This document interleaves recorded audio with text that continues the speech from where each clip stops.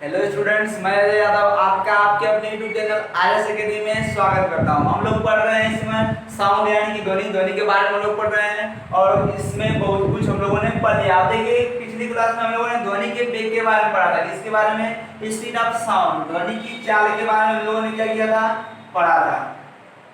Speed of sound, ध्वनि के वेग को हम लोगों ने क्या किया था?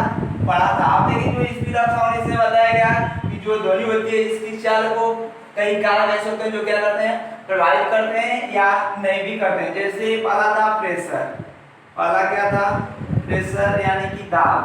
तो बताया गया कि जो दाब होता है, दाब जो ध्वनि होती है वह दाब पर निर्भर नहीं करती है। पहला पॉइंट ये बताया गया था कि जो ध्वनि होती है वह दाब पर निर्भर नहीं करती है। आइए समझ में। उसके बाद अगला था ह्यूमिडिटी, ह्यूमिडिटी यानी कि आर्द्रता। क्या था? आर्द्रता। और इसके बारे में बताया गया कि जब क्या हो, देखिए आर्द्रता मतलब नमी होता है। क्या जो हमारी वायु है उसमें जो नमी है उसी को हम क्या कहते हैं? आर्द्रता कहते हैं। तो यहाँ पर बताया गया जो ह्यूमिडिटी है, ह्यूमिडिटी का प्रभाव पड़ता है और इससे क्या होता है कि अगर आर्द्रता बढ़ेगी, आर्द्रता बढ़ेगी तो ध्वनि का वेग भी क्या होगा? वह भी बढ़ जाएगा।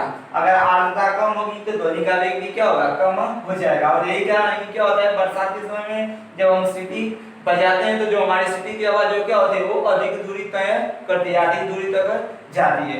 उसके बाद बताया गया देखिए आर्द्रता और आर्द्रता में भी बताया गया कि क्या होता है जब आर्द्रता जो होती है बढ़ती है तो जो आयतन होता है, जो घनत्व होता है वो क्या होता है? कम हो जाता है। क्या होगा? आर्द्रता बढ़ेगी तो घनत्व कम हो जाता है, जिसके कारण क्या होती है उसकी गति अधिक हो जाती है। फिर इसके बाद बताया गया कि जो ध्वनि होती है अगर क्या किया जाए कि अगर इसको माध्यम की दिशा में ध्वनि को गमन कराया जाए। जैसे इस पर अगला था माध्यम का प्रभाव। किसका? माध्यम का प्रभाव, इफेक्ट ऑफ मीडियम, माध्यम का प्रभाव। और माध्यम के प्रभाव में हम लोगों ने जाना था कि माध्यम का प्रभाव क्या होता है।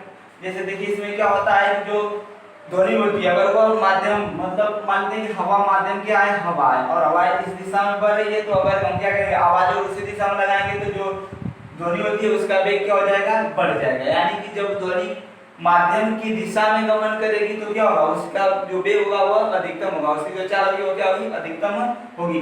लेकिन जब क्या हो, जब माध्यम और ध्वनि के बीच मतलब माध्यम और ध्वनि दोनों आपस में क्या हो? विपरीत दिशा में हो। हमारी जो माध्यम है जो हवा है उस दिशा में बढ़ रही है और आवाज उस दिशा से दिशा में लगा है तो उस समय क्या होगा? जो साउंड होगी उसकी स्पीड कम हो जाएगी। इसके बारे में बताया गया। और ये भी बताया गया देखिए इसमें घनत्व का प्रभाव कैसे पड़ता है उसको भी बताया गया कि क्या होता है कि जब घनत्व अधिक हो जो हमारी वेग होती है, जो ध्वनि की चाल होती है वह क्या होती है? वह घनत्व के वर्गमूल के व्युत्क्रमानुपात होती है। क्या होती है?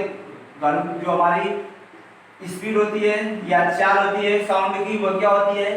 वर्गमूल। जो हमारा घनत्व होता है घनत्व के वर्गमूल के व्युत्क्रमानुपाती होती है। यानी कि क्या होगा जब यहाँ से घनत्व बढ़ेगा तो जो हमारी ध्वनि की चाल है क्या होगी? कम हो जाएगी। अगर घनत्व बढ़ेगा तो आवाज क्या होगी? जो ध्वनि की चाल होगी वो क्या होगी? कम होगी। लेकिन जब घनत्व क्या होगा? जब डी का मान कम होगा तो जो हमारी ध्वनि है उसका वेग क्या हो जाएगा? बढ़ जाएगा। और ये भी बात बताई गई थी। उसके बाद हम लोगों ने देखा था हवा में ध्वनि की चाल। एयर में जो ध्वनि की चाल होती है वह क्या होती है? Speed of sound in air, मतलब हवा में ध्वनि की चाल। और हवा में ध्वनि की चाल या वायु में ध्वनि की चाल भी आपको हम लोगों ने देखा था कि आपको बताया गया कि सबसे पहले हवा में मतलब एयर में सबसे पहले ध्वनि के वेग का पता लगाने का प्रयास किसके द्वारा किया गया था? न्यूटन के द्वारा किया गया था। किसके द्वारा किया गया था? न्यूटन के द्वारा सर्वप्रथम प्रयास किया गया था। लेकिन जो इनका प्रयास था वो असफल रहा और इनके बाद आते हैं लाप्लास। कौन आते हैं? लाप्लास आते हैं। और लाप्लास ने किसी भी गैस में क्या किया कि जो ध्वनि होती है उसका चाल निकालने का सूत्र बताया। किसी भी गैस में ध्वनि की चाल v बराबर इन्होंने एक सूत्र दिया था ध्वनि की चाल v बराबर under root lambda p upon d। ये इन्होंने सूत्र दिया था और यह सूत्र किसका था? लाप्लास का था जो न्यूटन के बाद आए थे। आइए समझ में। न्यूटन का जो प्रयास था वह सफल रहा लेकिन लाप्लास ने क्या किया? एक सूत्र दिया v बराबर under root lambda p upon d। इसके सूत्र इन्होंने दिया था, जहाँ पर क्या है P प्रेशर यानी कि दाब है, D क्या है डेंसिटी यानी कि घनत्व है, और जो लेमडा वो क्या है कांस्टेंट है। कांस्टेंट मतलब वो क्या है नियतांक है। और एक और बात बताई गई, जो लेमडा होता है, लेमडा का मान क्या होता है Cp/Cv, ये भी होता है लेमडा का मान। अब यहाँ पर Cp क्या है तो बताया गया स्थिर दाब पर, P मतलब प्रेशर है, यहाँ पर P मतलब आयतन होगा। तो देखिए कि स्थिर दाब पर विशिष्ट ऊष्मा, Cp क्या है स्थिर दाब पर विशिष्ट ऊष्मा, और Cv क्या है स्थिर, V मतलब आयतन, स्थिर आयतन पर विशिष्ट ऊष्मा। और ये बताया गया जो विशिष्ट ऊष्मा होती है वो किसे कहते हैं, तो 1 सेंटीग्रेड तापमान बढ़ाने के लिए जो आवश्यक ऊष्मा की मात्रा होती है उसे हम क्या कहते हैं विशिष्ट ऊष्मा कहते हैं। और यह भी बात बताई गई, देखिए अभी बताया गया कि विशिष्ट ऊष्मा की अगर बात करें कि क्या होती है, तो क्या होती है किसी भी द्रव का या किसी भी चीज का 1 सेंटीग्रेड तापमान बढ़ाने के लिए जो आवश्यक ऊष्मा की मात्रा होती है वही क्या होती है विशिष्ट ऊष्मा होती है। और यह बताया गया है जो देखिए यहाँ पर क्या हुआ लेमडा था ना, तो यह प्रश्न कई बार पूछा गया है कि वायु के लिए, वायु ऐसे वायु के लिए लेमडा का मान, जो भी लेमडा बताया गया लेमडा का मान 1.41 होता है। कितना होता है लेमडा का मान वायु में कितना होता है 1.41 होता है। अब देखिए अब हम लोग चालों को देखते हैं, यहाँ पर जो ध्वनि की स्पीड है वह कैसे होती है। तो देखिए इसमें अगला पॉइंट आता है कि ताप का प्रभाव, किसका इफेक्ट ऑफ टेम्परेचर, ताप का प्रभाव, ताप का प्रभाव। तो देखिए इसमें अगला प्रभाव ध्वनि के चाल को अगला प्रभावित करने वाला कारक कौन सा है ताप। अब देखिए इसमें क्या होता है कि जब ताप बढ़ेगा क्या होगा, अगर ताप बढ़ेगा, ताप अभी हाल ही में एमआर का जो एग्जाम हुआ था उसमें पूछा था कि अगर ताप बढ़ा दिया जाए तो ध्वनि के वेग पर क्या प्रभाव पड़ेगा। तो जब ताप बढ़ा देंगे ध्वनि का वेग भी क्या होगा बढ़ जाएगा। जैसे यहाँ पर बताया गया ताप का प्रभाव, तो यहाँ पर क्या होगा कि ताप के प्रभाव में जब ताप बढ़ेगा तो जो ध्वनि की गति होगी वो भी क्या होगी, ध्वनि की जो गति होगी वो भी क्या होगी, वह भी बढ़ेगी। ताप बढ़ेगा तो जो ध्वनि की चाल है वो भी क्या होगी बढ़ जाएगी। अगर ताप घटेगा, अगर ताप क्या होगा घटेगा, टेम्परेचर जो है वो क्या होगा कम होगा, तो जो ध्वनि की स्पीड है यानी कि जो गति है वो क्या हो जाएगी, वह कम हो जाएगी या घट जाएगी। आई बात समझ में। तो ताप का प्रभाव क्या होता है कि जब ध्वनि पर क्या हो, जब ताप बढ़ाएंगे तो जो ध्वनि है वो क्या होगी, जब हवा में तापमान बढ़ाएंगे तो जो ध्वनि की गति है वो क्या होगी बढ़ जाएगी। ताप बढ़ेगा तो बढ़ जाएगी, लेकिन जो टेम्परेचर हम कम करेंगे तो जो ध्वनि की चाल है वो क्या होगी घट जाएगी। अब कैसे बढ़ती है, कितना बढ़ती है, कितना घटती है उसके बारे में अब जानते हैं। देखिए इसमें होता है कि पहले देखते हैं 0 सेंटीग्रेड पर हवा में ध्वनि की चाल। यहाँ पर देखिए यहाँ पर दिया है speed of sound in air, हवा में ध्वनि की चाल, हवा में ध्वनि की चाल। अब देखिए हवा में ध्वनि की चाल कैसे होती है। हवा में ध्वनि की चाल पहले हम टेम्परेचर, यहाँ पर किसी बात आई है टेम्परेचर यानी कि तापमान की बात आई है, तो हम तापमान में देखते पहले 0 सेंटीग्रेड पर। तो हवा में 0 सेंटीग्रेड पर ध्वनि की चाल 331 मीटर प्रति सेकंड होती है। कितना होती है 331 मीटर प्रति सेकंड। 20 सेंटीग्रेड पर 343 मीटर प्रति सेकंड। देखिए टेम्परेचर बढ़ा रहे हैं तो जो तापमान है वो, जो इनकी स्पीड है वो क्या हो रही है बढ़ रही है। 22 सेंटीग्रेड पर 344.2 मीटर प्रति सेकंड होता है। जो भी चाल होगी किसमें होगी मीटर प्रति सेकंड में होगी। अगर यहीं पर 25 सेंटीग्रेड की बात करें, 25 सेंटीग्रेड की बात करें तो यहाँ पर क्या होगा, जो इसकी चाल होगी वह 346 मीटर प्रति सेकंड हो जाएगी। और जो 25 सेंटीग्रेड है यह इसको हम रूम टेम्परेचर बोलते हैं। क्या बोलते हैं, रूम टेम्परेचर।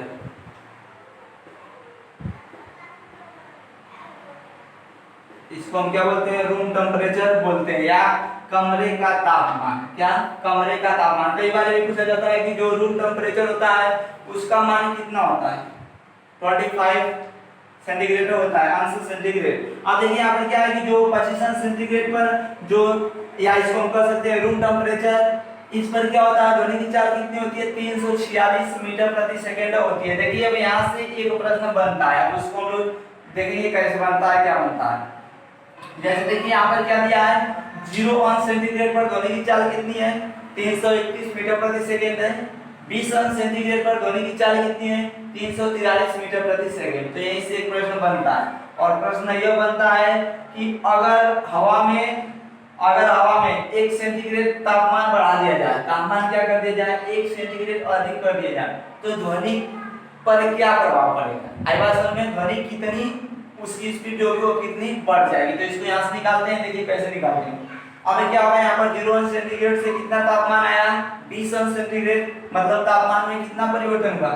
20 सेंटीग्रेड परिवर्तन हुआ। अब देखिए इधर देखते हैं तो वेग में कितना परिवर्तन हुआ? 331 से वेग कहां पर चला आया? 343 चला आया, आ गया ना। तो अगर देखिए अगर इधर अंतर लेते हैं तो 0 से 20 जाने में कुल कितना अंतर हो गया? 20 सेंटीग्रेड का अंतर हो गया। अगर इधर अंतर लेते हैं तो क्या होगा? 331 और 343, इसका अंतर लेंगे तो इधर कितना आ जाएगा? 12। यानी कि अगर 20 अंश सेंटीग्रेड तापमान अगर हम बढ़ा रहे हैं तो जो चाल है वह कितनी हो रही है? वह कितनी बढ़ रही है? 12 मीटर प्रति सेकंड बढ़ रही है। देखिए बढ़ रही है नहीं, 0 से मैं टेम्परेचर कितना किया? 20 यानी कि 20 किया, तो कितना बढ़ाया हमने टेम्परेचर? 20 बढ़ाया। और इधर जो गति है वो कितना बढ़ी? 331 से कितना बढ़ गई? 343, यानी गति कितना बढ़ी? 12 मीटर प्रति सेकंड गति बढ़ गई। अब देखिए यहाँ पर क्या करेंगे, अब यहाँ पर हम क्या करते हैं? 20 अंश सेंटीग्रेड बराबर 12 मीटर प्रति सेकंड। अब 1 अंश सेंटीग्रेड बराबर निकालेंगे। 1 अंश को हमें ज्ञात करना है, तो 1 अंश सेंटीग्रेड बराबर होगा क्या? तो 20 इधर, 20 को उधर ले जाएंगे, क्या होगा? भाग हो जाएगा, तो 12 बटा में 20 मीटर प्रति सेकंड। अब देखिए 1 अंश सेंटीग्रेड बराबर, अब 20 से भाग करेंगे तो क्या होगा? 0.6, क्या होगा? 0.6 मीटर प्रति सेकंड। तो यह इम्पोर्टेंट है, यह इम्पोर्टेंट है। और यह पूछा जाता है 1 अंश सेंटीग्रेड हवा में 1 अंश सेंटीग्रेड ताप बढ़ाने पर ध्वनि की चाल कितनी बढ़ जाएगी? तो हवा में 1 अंश सेंटीग्रेड तापमान बढ़ाने पर ध्वनि की चाल कितनी हो जाएगी? 0.6 मीटर प्रति सेकंड बढ़ जाएगी। इस बात को ध्यान रखिएगा। अगर हम क्या करते हैं, अगर वायु में तापमान को अगर 1 सेंटीग्रेड बढ़ाते हैं तो जो ध्वनि की चाल होगी वो कितनी बढ़ जाएगी? 0.6 मीटर प्रति सेकंड बढ़ जाएगी। तो यहाँ से इन वैल्यू को देखिए, ये जो जितनी भी बातें बताई गई ये सभी इंपॉर्टेंट है, सभी क्या है? इंपॉर्टेंट है। यह वैल्यू पूछी जाती है, जो भी यहाँ पर बताई गई ये सब पूछी जाती है। अब देखिए एक बात यहाँ पर ध्यान रखनी है कि अगर क्या होगा, अगर 1 अंश सेंटीग्रेड तापमान बढ़ेगा तो जो उनकी गति हो कितना बढ़ जाएगी? 0.6 मीटर प्रति सेकंड बढ़ जाएगी। तो देखिए यहाँ पर कुछ भी पूछ सकता है, मान लीजिए आपको 25 दिया, 30 अंश सेंटीग्रेड पर भी इसका जो ध्वनि का चाल है हवा में वो भी पूछ सकता है। तो 30 अंश सेंटीग्रेड पर पूछेगा तो हमें क्या करना होगा? सिंपली बस 25 पर हम जानते हैं 346 होता है। अब 1 अंश बढ़ाएंगे तो कितना बढ़ेगा? 0.6 मीटर प्रति सेकंड बढ़ेगा। अगर 5 अंश बढ़ाएंगे तो क्या होगा? इसमें 5 को गुणा करेंगे, कितना आएगा? तो उसको इसमें क्या करेंगे? जोड़ देंगे तो 30 अंश सेंटीग्रेड को क्या हो जाएगा? मालूम हो जाएगा। आई बात समझ में? आशा है ये बातें समझ में आई होंगी।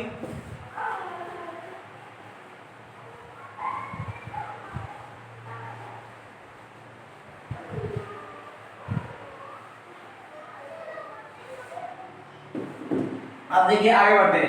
अब क्या होता है, जो ध्वनि की चाल होती है वह माध्यम पर डिपेंड करती है। किस पर? आपको बताया जो ध्वनि की चाल होती है वो किस पर डिपेंड करती है? माध्यम पर। अब माध्यम कैसे होते हैं? जैसे जो ध्वनि की चाल होती है वो किस पर डिपेंड करती है? वो माध्यम यानी मीडियम पर क्या होती है? वह डिपेंड रहती है, माध्यम पर निर्भर करती है। माध्यम जैसे ठोस की बात करते हैं, सॉलिड, लिक्विड, गैस, यानी कि ठोस, द्रव और गैस। अब देखिए इसमें होता क्या है कि जो ध्वनि होती है इसकी जो वेग होती है वो अधिकतम कहां पर होती है? ठोस में, और उससे कम कहां पर होती है? देखिए यहाँ पर बताया कि जो ध्वनि का वेग होता है वो किस पर निर्भर करता है? वह डिपेंड करता है किस पर? मीडियम पर, यानी कि माध्यम पर। देखिए यहाँ पर बताया गया जो माध्यम होते हैं सॉलिड, लिक्विड और गैस। अब इसमें होता क्या है कि जो ठोस होता है ना, ठोस में ध्वनि की चाल अधिकतम होती है। ठोस में क्या होगा? जो ध्वनि की चाल होगी वह क्या होगी? अधिकतम होगी।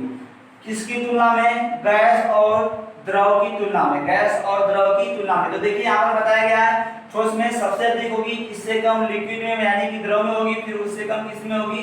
गैस में होगी। तो यहाँ पर घटते हुए क्रम में है, सबसे ज्यादा किसमें होगी, जो ध्वनि की चाल होगी वह ठोस में, उसके बाद द्रव में, उसके बाद गैस में। अब देखिए यहाँ पर पहला पॉइंट हम लोग का होगा, जो ध्वनि की चाल होगी विभिन्न माध्यमों में कैसे होती है, जैसे भी 3 माध्यम बताए गए। तो हम सबसे पहले जो ध्वनि की चाल है वो किस में देखते हैं, ठोस में देखते हैं। किस माध्यम में देखते हैं, ठोस में। ठोस में ध्वनि की चाल, क्या, ठोस में ध्वनि की चाल, जो मीडियम कैसा है, ठोस, सॉलिड मीडियम। ठोस में ध्वनि की चाल, आप देखिए ठोस में ध्वनि की चाल कैसी होती है, कितनी होती है, अब उसके बारे में जानेंगे। तो देखिए पहली बात, जो ठोस होते हैं उसमें ध्वनि की चाल इलास्टिसिटी पर निर्भर करती है। किस पर, इलास्टिसिटी पर निर्भर करती है, यानी कि प्रत्यास्थता, प्रत्यास्थता पर निर्भर करती है। तो देखिए जो ठोस होते हैं, ठोस में ध्वनि किस पर डिपेंड करती है, किस पर निर्भर करती है, तो वह किस पर निर्भर करती है, जो ध्वनि का वेग होता है वह किस पर निर्भर होता है, या ध्वनि किस पर निर्भर होती है, तो किस पर निर्भर होती है, प्रत्यास्थता पर निर्भर होती है। अब जिस वस्तु, जो भी वस्तु होगी वह जितना प्रत्यास्थ होगी, अब उसके आधार पर क्या होगा, इसका वेग का निर्धारण होगा। तो देखिए यहाँ पर बताइए जो ध्वनि होती है ठोस में वो किस पर निर्भर करती है, इलास्टिसिटी यानी कि प्रत्यास्थता पर निर्भर करती है, और कठोरता पर भी निर्भर करती है। अगला कठोरता, किस पर निर्भर करती है, कठोरता पर भी निर्भर करती है। आई बात समझ में। तो सबसे इंपॉर्टेंट यहाँ पर है प्रत्यास्थता, क्या, प्रत्यास्थता। कठोरता का मतलब यहाँ पर अधिक कठोर से है, और प्रत्यास्थता का मतलब देखिए प्रत्यास्थता होता है क्या, इलास्टिसिटी क्या होती है, तो किसी भी वस्तु का वह गुण, इलास्टिसिटी यानी प्रत्यास्थता किसी भी वस्तु का वह गुण होता है। जैसे क्या हुआ कि किसी भी वस्तु को हमने क्या किया, उस पर प्रेशर दिया, उस पर दबाव दिया, और हमने दबाव डालकर क्या कर दिया, मान लेते हैं कि यहाँ पर एक कोई वस्तु है, या ठोस कोई वस्तु है। अब हमने क्या किया कि इस पर प्रेशर अधिक किया और इसका आकार कुछ ऐसे चेंज कर दिया, इसका आकार थोड़ा क्या हो गया, अच्छा ऐसे ही मान लो थोड़ा सा आकार इसका क्या हो गया, इसका आकार ऐसे हो गया, या जो वस्तु ऐसी थी उसका आकार कैसे हो गया, ऐसे हो गया। तो जब हम क्या करेंगे, जब इसका आकार हमने चेंज कर दिया, आकृति और आकार हमने यहाँ पर क्या करिए, जो इसका आकार होगा क्या किया हमने, चेंज कर दिया, इसकी जो लंबाई थी वो भी क्या हो गई, चेंज हो गई ऐसे।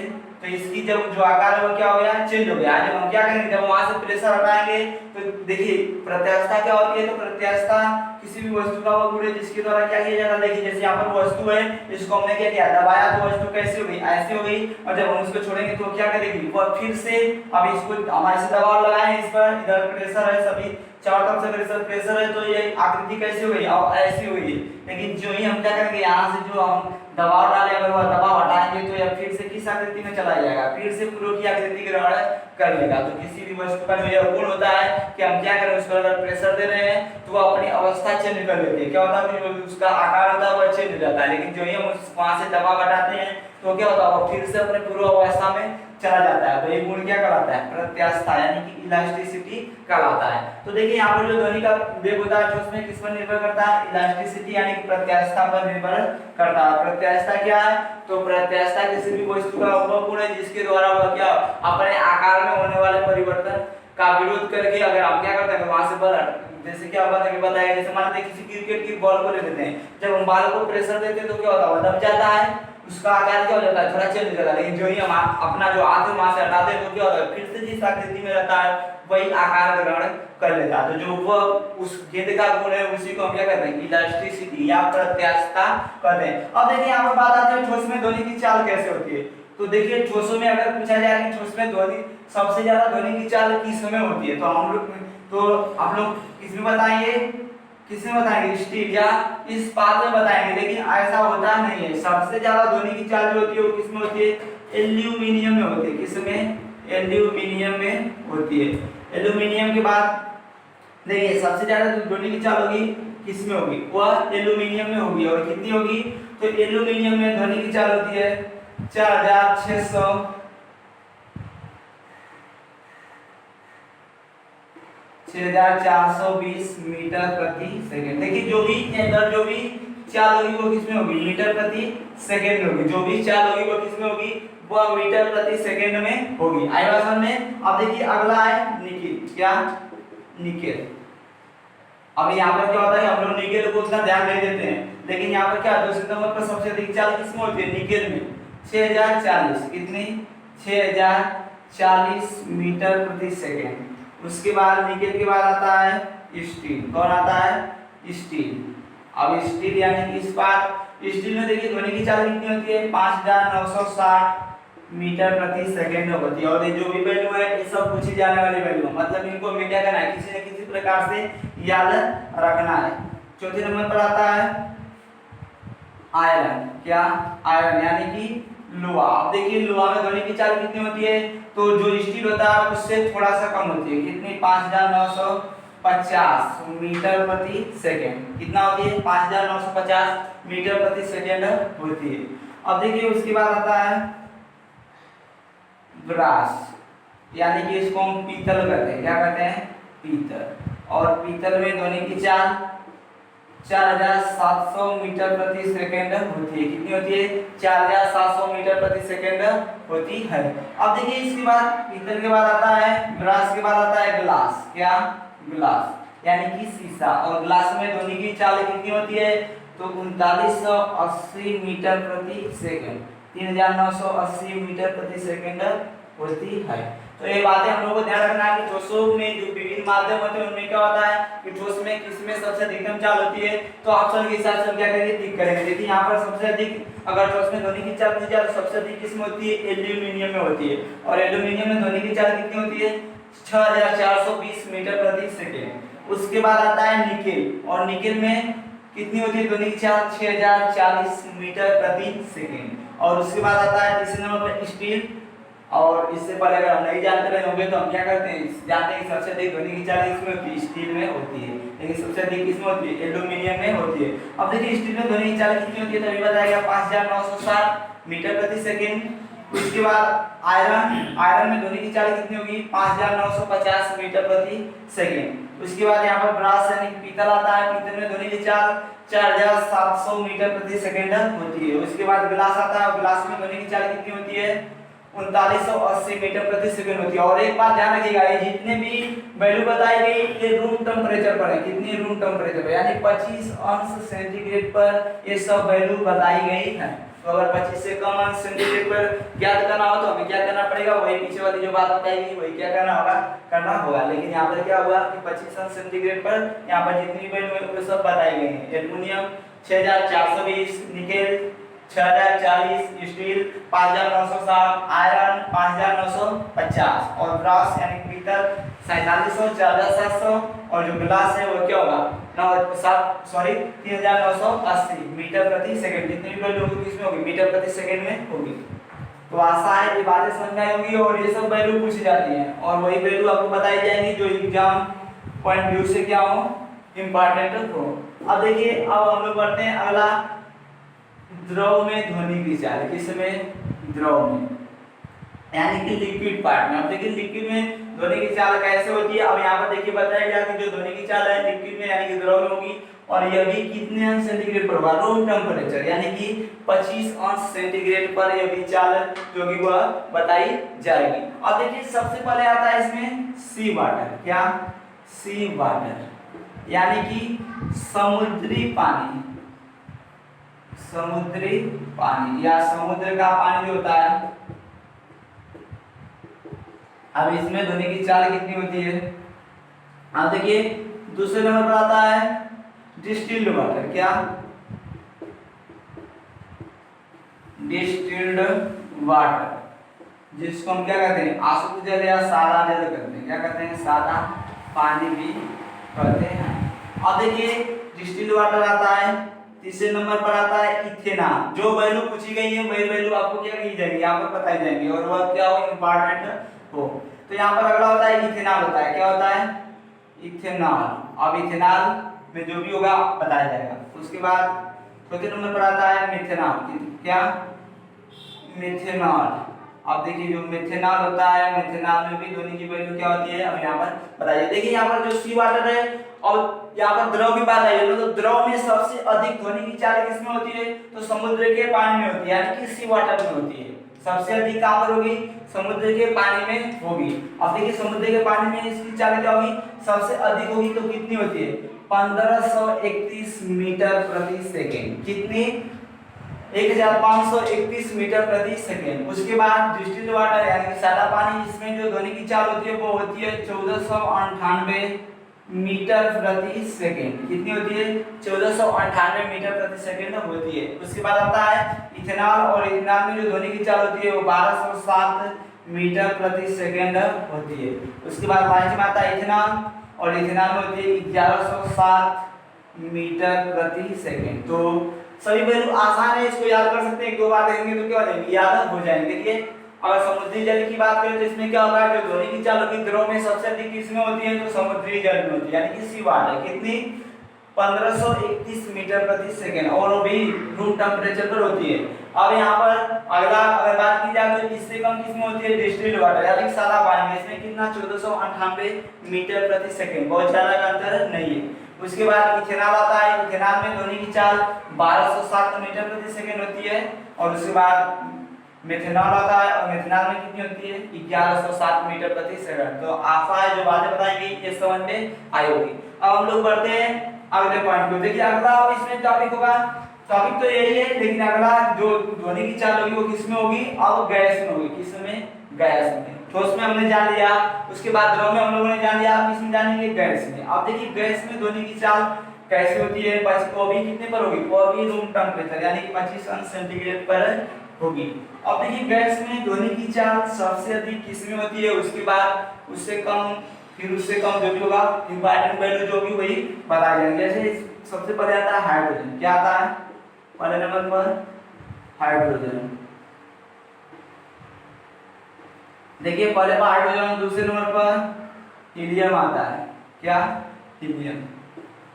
और पहले पर हाइड्रोजन, दूसरे पर हीलियम। देखिए हाइड्रोजन में जो ध्वनि की चाल होती है वो हाइड्रोजन गैस में कितनी होती है?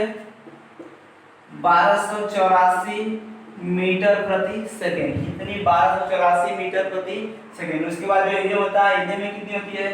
965 मीटर प्रति सेकेंड। आएगा समझ में? उसके बाद आता है एयर, और एयर का तो बताया गया है कि जो हवा होती है उसमें ध्वनि की चाल 25 अंश सेंटीग्रेड पर कितनी होती है? 346 यानी कि 346 मीटर प्रति सेकंड होती है। आएगा समझ में? देखिए अगर गैस में पूछा जाए गैस में सबसे अधिक चाल किसकी, ध्वनि की जो किस गैस में सबसे अधिक चाल होती है, तो किसमें होती है? हाइड्रोजन में। कितनी? 1284 मीटर प्रति सेकंड। उससे कम किसमें होती है? 965 मीटर प्रति सेकंड होती है हीलियम में। और उसके बाद इससे कम किसमें होती है? एयर यानी कि हवा में होती है 346 मीटर प्रति सेकंड। और एक बात ध्यान रखिएगा, देखिए यहाँ पर क्या होता है कि देखिए इसको आगे बढ़ते हैं। अब देखिए एक बात यहाँ पर ध्यान रखने योग्य है कि जब हम क्या करते हैं, जब गैस अगर भारी होती जाती है, जैसे जैसे क्या होता है पॉइंट है, जैसे जैसे गैस भारी होती जाती है, भारी होती जाती है, वैसे वैसे वैसे वैसे उनमें वैसे वैसे उनमें ध्वनि की चाल यानी कि स्पीड ऑफ साउंड, ध्वनि की चाल घटती जाती है। क्या होती है? घटती जाती है। जैसे अभी बताया गया पहले नंबर पे क्या था? हाइड्रोजन। हाइड्रोजन देखिए अगर हम क्या करते हैं, अगर इसको पीरियोडिक टेबल में देखते हैं तो या ऐसे भी देखते हैं तो सबसे हल्की गैस हाइड्रोजन है। उसके बाद हीलियम का नंबर आता है, तो जो जितना हल्की होगी वो क्या होगा, उसमें वेग उतना ही अधिक होगा, और जो जितना भारी होगी उसमें वेग क्या होगा, उतना ही कम होगा। आएगा समझ में? तो यहाँ से इस बात को ध्यान रखिएगा। जैसे अभी हाइड्रोजन के बारे में बताया गया था, उसके बाद किसके बारे में बताया गया? हीलियम के बारे में बताया गया। तो हाइड्रोजन के बारे में बताया गया, हाइड्रोजन में कितना होता था? 1284 मीटर प्रति सेकंड। लेकिन जो ये हीलियम में आया कितना हुआ? 965 हो गया मीटर प्रति सेकंड। मतलब यहाँ पर क्या हो रही है, यहाँ पर इसकी वैल्यू घट रही है। तो क्या होगा, जो गैस जितना ही हल्की होगी उसका वेग उतना ही अधिक होगा, और जो जितना ही भारी होगी उसमें क्या होगा, उसमें ध्वनि की चाल उतना ही कम होगी। तो देखिए यहाँ पर बताया गया जैसे जैसे क्या होता है, गैस भारी होती जाती है वैसे वैसे उनमें क्या होता है कि जो ध्वनि की चाल होती है वो क्या होती है? घटती जाती है। यानी गैस क्या होगी, जब गैस भारी होगी तो ध्वनि की चाल क्या होगी?